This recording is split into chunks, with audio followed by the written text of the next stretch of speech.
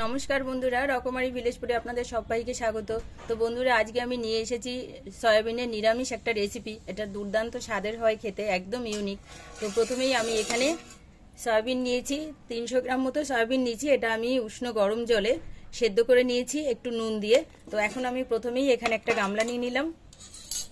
এর মধ্যে দিয়ে দিচ্ছি আমি 1 বাটি টক দই। এখানে 200 গ্রাম টক দই আছে। টক দইটা আমি ভালো করে ফেটিয়ে নেব।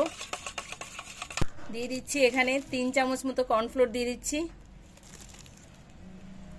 বড় বড় 3 চামচ দিচ্ছি। পরিমাণ মতো জল দিয়ে দিচ্ছি।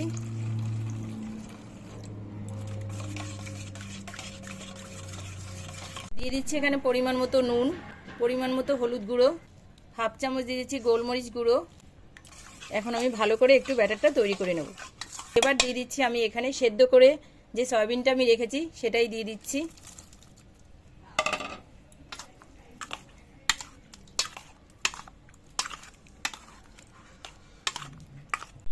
তো বন্ধুরা, এই নিরামিষ সয়াবিনের কারিটা তৈরি করার জন্য আমি এখানে নিয়েছি সবুজ ক্যাপসিকাম, নিয়েছি এখানে নিয়েছি একটা বড় সাইজের টমেটো, নিয়েছি ইয়েলো বেল পেপার, নিয়েছি রেড বেল পেপার। তো এখানে এগুলো সব একই ক্যাপসিকাম, এটা হচ্ছে সবুজ, এটা লাল, এটা হলুদ, এটা টমেটো। আর এখানে নিয়েছি আমি কয়েকটা আলু সেদ্ধ করে টুকরো করে কেটে নিয়েছি। নিয়েছি একটু আদা কুচি, নিয়েছি লম্বা লম্বা করে। এখানে নিয়েছি কয়েকটা কারি পাতা, আর নিয়েছি এখানে কাঁচা লঙ্কা আর আদা আমি একসঙ্গে বেটে রেখেছি। তো চলুন বাকি রান্না করতে করতে আমি যা যা লাগবে দেখিয়ে দিচ্ছি। তো আমি একটা কড়াই চাপিয়ে দিয়েছি, কড়াইটা গরম হয়ে গেছে। এখন আমি দিয়ে দিচ্ছি এখানে সাদা তেল। তো আপনারা চাইলে এখানে সর্ষের তেলেও রান্নাটা করতে পারেন। আমি 10 থেকে 15 মিনিট পরে ফিরে এসেছি, কারণ এইগুলো আমি সব রেস্টে রেখে দিয়েছিলাম ব্যাটারটার মধ্যে। এখন আমি আস্তে আস্তে কড়াইয়ের তেল, আমার তেলটা গরম হয়ে গেছে, এখন আমি এইভাবে ছেঁকে ছেঁকে নিয়ে তেলে দিয়ে দিচ্ছি।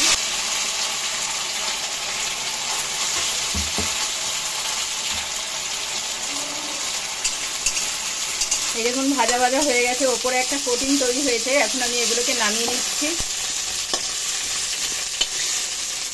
এইভাবে আমি সবগুলো ভেজে নিয়ে ফিরে আসছি। কড়াইতে তেল দিয়ে দিচ্ছি, তেলটা গরম হয়ে গেছে। এখন আমি দিয়ে দিচ্ছি ইয়েলো বেল পেপারগুলো, দিয়ে দিচ্ছি সবুজ ক্যাপসিকামটা, দিয়ে দিচ্ছি লাল বেল পেপার। তো লাল, হলুদ, সবুজ তিনটেই দিয়ে দিয়েছি। দিয়ে এখন সামান্য একটু নুন দিয়ে দেবো,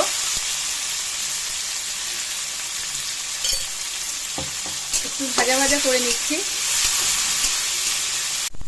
তো এই দেখুন আমার এটা হয়ে গেছে, একদম গলে গেছে। এখন আমি নামিয়ে নিচ্ছি।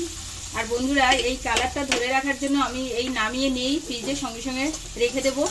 5 মিনিট রাখবো, তাতে এই কালারটা একদম যেমন তেমনই থেকে যাবে।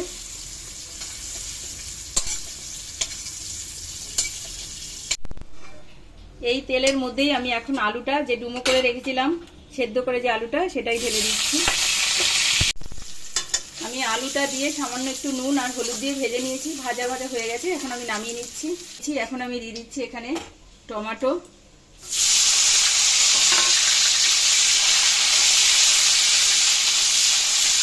দিয়ে দিচ্ছি এখানে আদা আর কাঁচা লঙ্কা বেটে রেখেছিলাম, সেটা দিয়ে দিচ্ছি।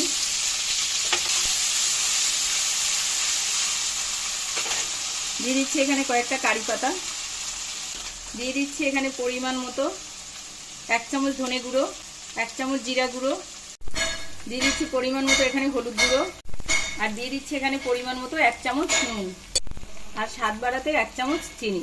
এখানে দিয়ে দিয়েছি সামান্য একটু কাশ্মীরি লাল লঙ্কার গুঁড়ো। এখন আমি দিয়ে দিচ্ছি এখানে ভেজে রাখা আলুগুলো, আর দিয়ে দিচ্ছি এখানে ভেজে রাখা সয়াবিনগুলো।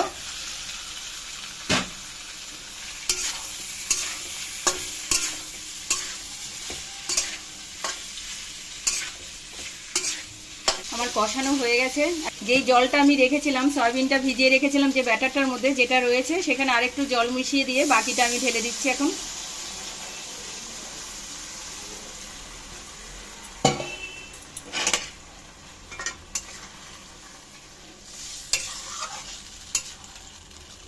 আমি এখানে একটা তড়কা প্যান নিয়েছি, এখানে দিয়ে দিচ্ছি আমি ঘি, 1 চামচ মতো ঘি দিয়ে দিচ্ছি। এবার এখানে দিয়ে দিচ্ছি আমি শুকনো লঙ্কা আর কাঁচা লঙ্কা ফোড়নে, দিয়ে দিচ্ছি এখানে 1 চিমটে হিং, আর দিয়ে দিচ্ছি এখানে কিছুটা আদা কুচি। ভালো করে নেড়ে ছেড়ে নেব।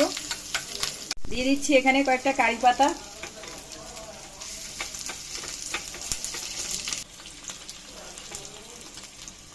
তো এটা আমার প্রায় হয়ে গেছে, খুব সুন্দর গন্ধ বেরিয়েছে ফোড়নটার থেকে। তো এখন এটা দিয়ে দিচ্ছি ওপর থেকে।